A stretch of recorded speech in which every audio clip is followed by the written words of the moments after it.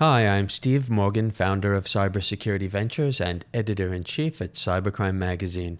I'm here today with Roger Grimes, data-driven defense evangelist for KnowBe4, the world's first and largest new school security awareness training and simulated phishing platform that helps you manage the ongoing problem of social engineering.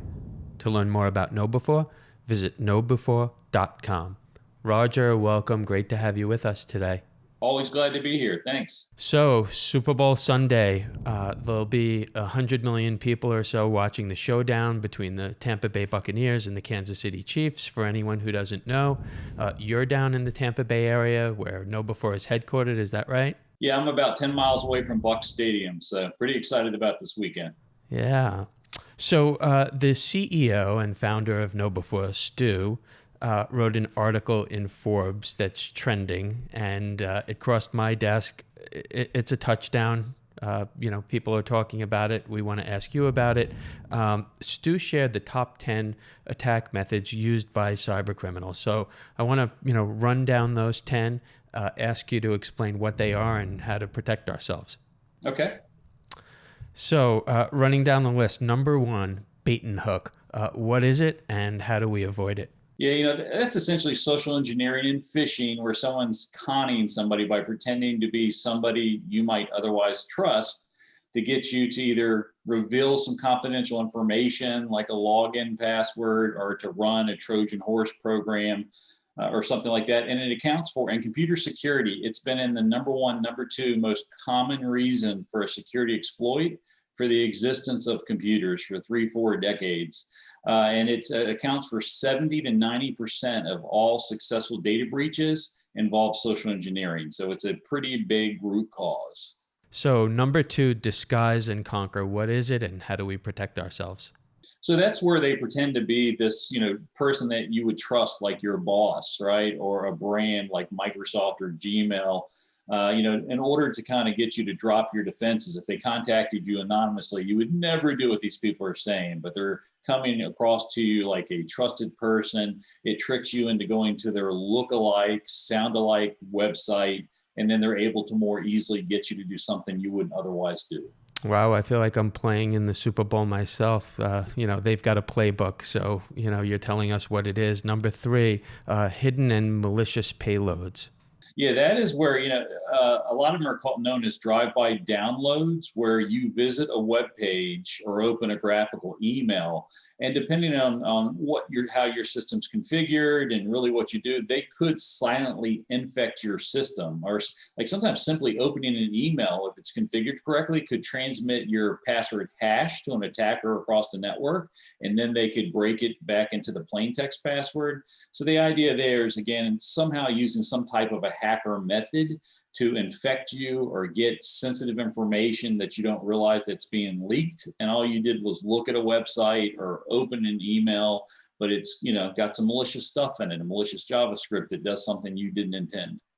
So number 4, information harvesting. What is it and how do we protect ourselves? So that's, again, where they're trying to do some malicious method to get something out of you, and a lot of times to be used to compromise you later on. Like a good example would be you get some type of phishing email that pretends to be from your cable company or phone company, and maybe they trick you out of your login name, or they trick you out of what your bank is, right? Like, so you could belong to any bank, but they send you a phishing email and they figure out, oh, this person uses Bank of America. And the next thing you know, you get this phone call because somehow they've also harvested your phone number, and they're like, hi, Roger Grimes, we're from Bank of America. Did you buy 2 plane tickets from Texas to Nigeria?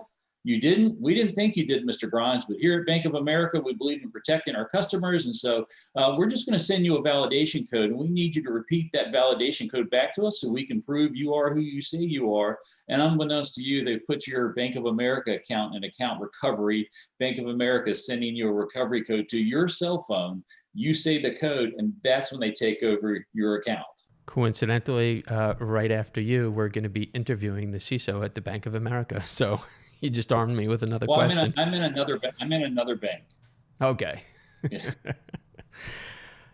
Number 5, malvertizing. What is it? So, that's where they advertise on, usually it's on a website with a banner ad. And banner ads are all over all kinds of websites, but a lot of times those banner ads can end up having malware in them or get taken over by hackers or malware. And so you're at some legitimate website that you go to routinely and you trust, but for that instance, when you're on it that day, you end up having this malicious experience. And maybe you're more likely, like they're like, hey, you need to upgrade your Adobe Acrobat to view this website.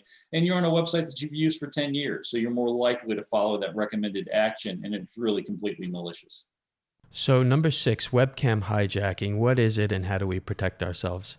Yeah, it's funny. Years ago, people used to tell me, is it true that they can hijack your web camera and then video you? Yes, absolutely. And you need to cover up that camera and really somehow try to disable your microphone.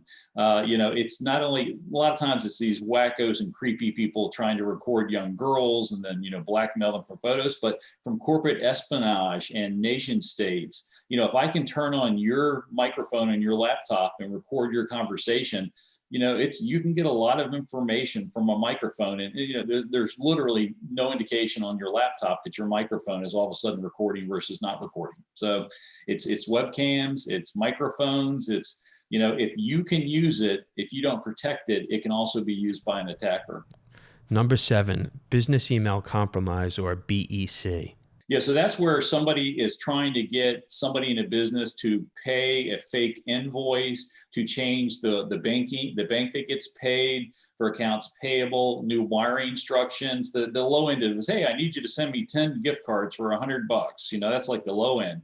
But the high end is very sophisticated companies like Google and other companies have lost $100 million by paying invoices to these BEC scammers. Like these scammers will sometimes create the same name company, but in a different country. And so it looks like they can send articles of incorporation, they can send letterhead, the URL will look the same except for maybe have a different country code at the end. And these attacks can range from just gift card scams to very sophisticated scams. People oftentimes lose millions of dollars. So number 8, cryptocurrencies, and Stu then, dives in and talks a little bit about Bitcoin. What's happening there? Yeah, so it's, being able to have some online payment and probably around with that, the biggest change with cryptocurrencies, when Bitcoin came out, it allowed the attackers to make sure they got paid without being captured. That was when people go, hey, where did ransomware come from? Ransomware has been around since 1989. In some form or another, but it wasn't until Bitcoin came along that allowed these bad people to get paid with almost no chance of being caught that made it explode. Number 9, BYOD, bring your own device. What is Stu referring to? What's the threat? How do we protect ourselves? So that's all of us, bringing devices that we bought. We bought an iPhone or an Android, or we got our own laptop, and you've got your iPhone or your Android, and you're picking up the email and maybe looking even at spreadsheets and things like that. The idea is these BYODs are a lot harder for corporate IT management to manage. So if you have a BYOD device, maybe you're not patching it right. Maybe you don't have antivirus in it. So it's outside of the sphere of corporate management. And that increases risk that you could be compromised while still accessing corporate resources. And finally, number 10, Internet of Things, IoT devices. What should we be worried about? Yeah, these are like your web cameras, your DVRs. They are, every mistake that's been made in the computer security world on computers and then on mobile devices is now again being made in IoT. They're everywhere. They're cheap. They're able to look at us, record us, that sort of stuff. And they've got lots of security vulnerabilities, lots of built-in passwords you can't change. Every mistake we've ever made in computer security is being made with IoT devices. The problem is there's literally going to be millions of them in our lives. And we're like, right now, when you go look at what is the top most exploited malware program, it's typically an IoT malware program. Like, it's kind of weird to see your DVR could be infected and attacking other people, because you don't normally think that your TV DVR could be attacking other people. Today, it's one of the most common ways that somebody is attacked is from somebody else's DVR or webcam. So what about the Super Bowl itself? I'm a big NFL fan. I'll admit it. I'm a Jets fan. Painful. This Sunday it's an exciting game. Looking forward to watching both teams. in the excitement of watching the Super Bowl, do we tend to let our defenses down? Are we distracted? Are we more likely to click when we shouldn't? Yeah, certainly any type of motivating, hey, you're going to win a gift, hey, you win the sweepstakes. I imagine if someone sent me an email going, hey, you can win a chance at 2 Super Bowl tickets. I'm like you, I'm a football fan. I'm not sure if Brady's going to win, but he's been in half the Super Bowls since he's been in the NFL. There's a chance. Right. But if someone said, hey, you've got a chance to win 2 tickets for tomorrow's game, that's probably going to get a lot of takers, especially if perhaps you've been drinking beer right. around then. You may not have the best rationalization skills. So motivations, right? They can motivate people. It's easier to do with the Super Bowl than something else. So KnowBe4 has a great blog. I follow it. I read it daily, and you've reported on a lot of COVID-19 scams. Are you seeing any phishing scams around the Super Bowl? Yeah, certainly. I mean, they started a couple of weeks ago. We saw the uptrend. A combination of everything, but it's like the free tickets and that sort of stuff. I think if you wanted to be really devious and what we haven't seen, you could literally probably go into like an NFL forum, some type of subculture forum, and you could just simply post, I think the Bucks are terrible, or I think Kansas City is going to lose by a mile.